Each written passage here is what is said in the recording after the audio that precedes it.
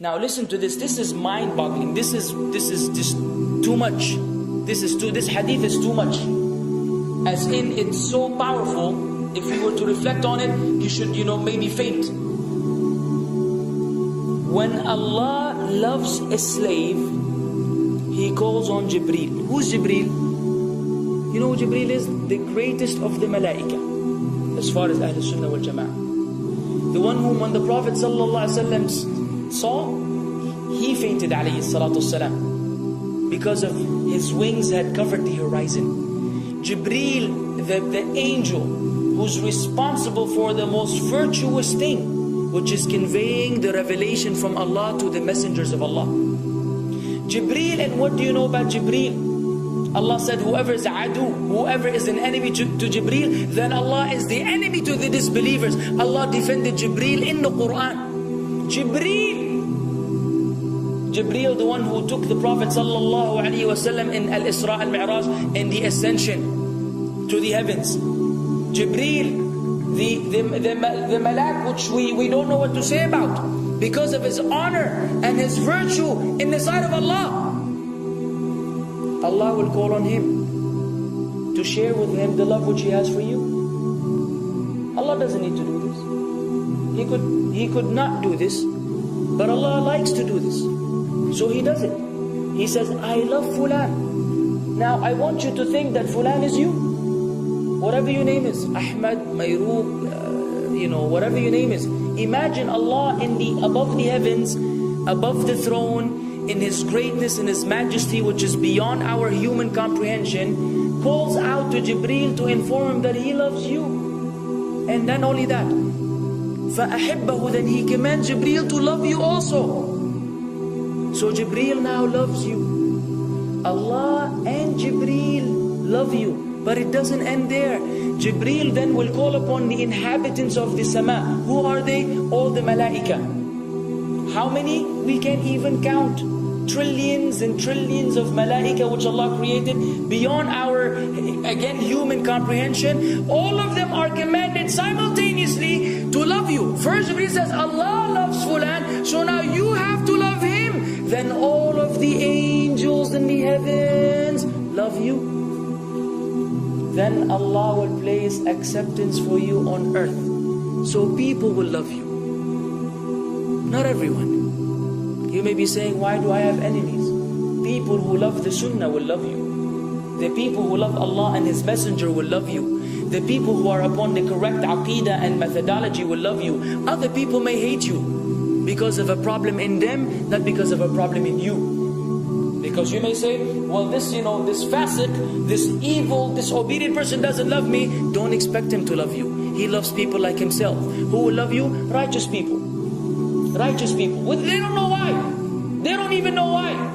You've never even given them $1 or a riyal or a pound. You've never done anything for them. Maybe you scream at them. Maybe you do other things. It's Allah. Why? Because Allah had loved you first, then Jibreel had loved you first, then the malaika loved you afterwards, then Allah put acceptance for you on earth, so people have no choice but to love you. We ask Allah to make us among them. Now what better than that? What else do you want? What else do you want? What? If you're a person whom Allah loves, in every movement you go, you do, you spray, you sleep, whatever you do, you are among those whom Allah loves and Jibreel loves and the angel loves. What else do you want, ya akhi? You're guaranteed success in this life and in the life to come. Guaranteed. No way Allah will punish you. No way. No way Allah will punish someone whom He loves. But the hadith doesn't stop. The hadith has a very saddening continuation, which we should seek refuge with Allah from. وَإِذَا أَبْغَضَ عَبْدًا, and if Allah hates a slave, He also calls on Jibreel. And He informs Jibreel that He hates this person. So He will command Jibreel to hate this person. Then Jibreel will tell the angels to hate this person. Then Allah will put hatred for him on earth.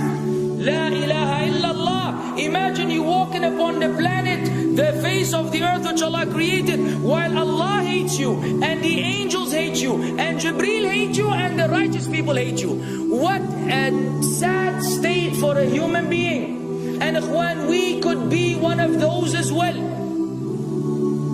If you are prideful, arrogant, you are qualified for this hatred, because Allah does not love kulla mutakabbirin jabbar. Allah does not love the arrogant, the prideful. If you go against the sunnah, then Allah does not love those who go against the sunnah. If you don't observe taqwa, and you don't observe ihsan, and you don't observe tawbah and tatahur, then again we are disqualified. If you, many things which we can mention, many things which will bring about Allah's hatred and deprive us of Allah's love. It's a very sensitive situation, meaning right now, you have to be one of these two. Either Allah loves you or He doesn't. But there's always good news even for those people whom we can be amongst. It's not too late because you're alive. It's not too late because it's Ramadan.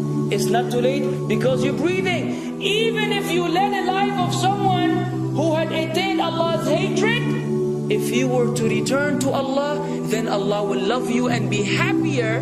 He will be so happy with your tawbah than a man who lost his mount in the desert. Upon it was his food and his drink, and then he waited under a tree for death. And all of a sudden he opened his eyes and he sees his camel or his horse or whatever that was right in front of him. And he gets so happy, he said, Allahumma anta abdi wa ana rabbuka. Oh Allah, you are my slave and I am your Lord. Kufr. He said a statement of kufr, but the Prophet ﷺ said, أَخْطَأَ مِنْ شِدَّةِ الْفَرَحِ. He made a mistake because he's so happy. You know when you're so happy that you may say things against what you want to say?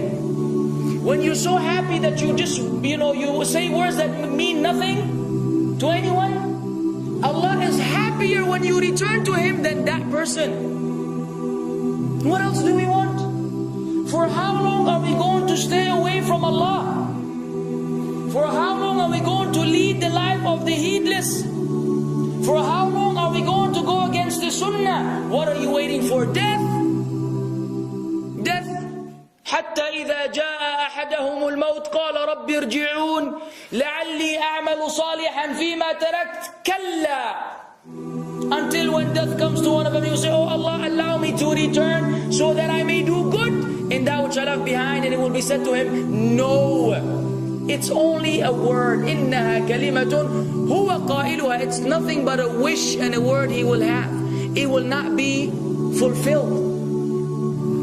Let us not wait for death, ya akhwan. If each one of us here, by Allah, if each one of us here acted upon the sunnah, lived according to the sunnah, and invited people to the sunnah, and enjoyed what is good, and forbade what is evil, wallah, we will make a major change in the city in which we live. And if Muslims hearing this all over the world had that same attitude, then we will change the condition of the whole ummah. So no enemy can come and play games with us. We will squash them, all of them. Because Allah will defend. إِن تَنْصُرُ اللَّهِ يَنْصُرْكُمْ وَيُثَبِّتْ أَقْدَامَكُمْ. If you aid Allah's deen, Allah will aid you and will keep your feet firm. But we don't even live according to the sunnah, let alone be given victory over the enemies. So we're being humiliated in everywhere we go in the world. So let us make that change. Now that Ramadan is here, now that you've been given this sudden inclination towards good, if we don't succeed, if we don't take advantage of this month, wallahi, we are losers.